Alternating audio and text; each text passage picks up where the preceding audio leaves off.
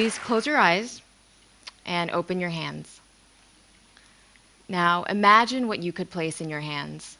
An apple, maybe your wallet. Now open your eyes. What about a life? What you see here is a premature baby. He looks like he's resting peacefully, but in fact he's struggling to stay alive because he can't regulate his own body temperature. This baby is so tiny he doesn't have enough fat on his body to stay warm. Sadly, 20 million babies like this are born every year around the world. 4 million of these babies die annually. But the bigger problem is that the ones who do survive grow up with severe long-term health problems. The reason is because in the first month of a baby's life, its only job is to grow. If it's battling hypothermia, its organs can't develop normally, resulting in a range of health problems from diabetes to heart disease to low IQ.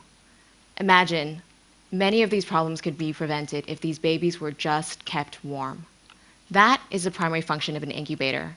But traditional incubators require electricity and cost up to $20,000, so you're not going to find them in rural areas of developing countries. As a result, parents resort to local solutions like tying hot water bottles around their babies' bodies or placing them under light bulbs like the ones you see here, methods that are both ineffective and unsafe. I've seen this firsthand over and over again. On one of my first trips to India, I met this young woman, Savita, who had just given birth to a tiny premature baby, Rani. She took her baby to the nearest village clinic, and the doctor advised her to take Rani to a city hospital so she could be placed in an incubator. But that hospital was over 4 hours away, and Savita didn't have the means to get there. So her baby died. Inspired by this story and dozens of other similar stories like this, my team and I realized what was needed was a local solution, something that could work without electricity, that was simple enough for a mother or a midwife to use, given that the majority of births still take place in the home.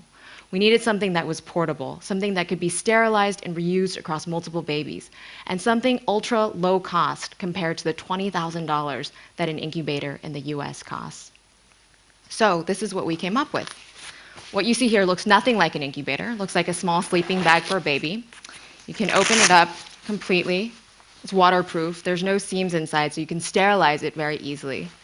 But the magic is in this pouch of wax.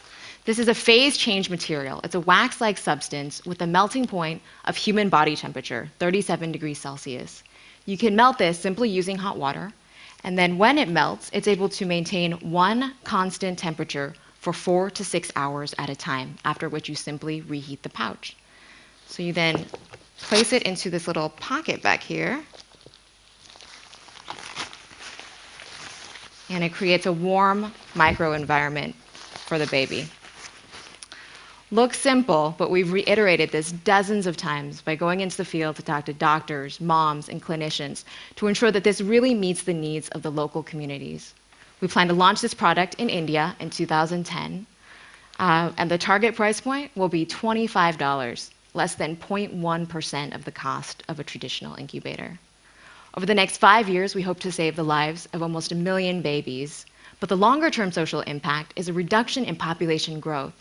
This seems counterintuitive, but turns out that as infant mortality is reduced, population sizes also decrease because parents don't need to anticipate that their babies are going to die.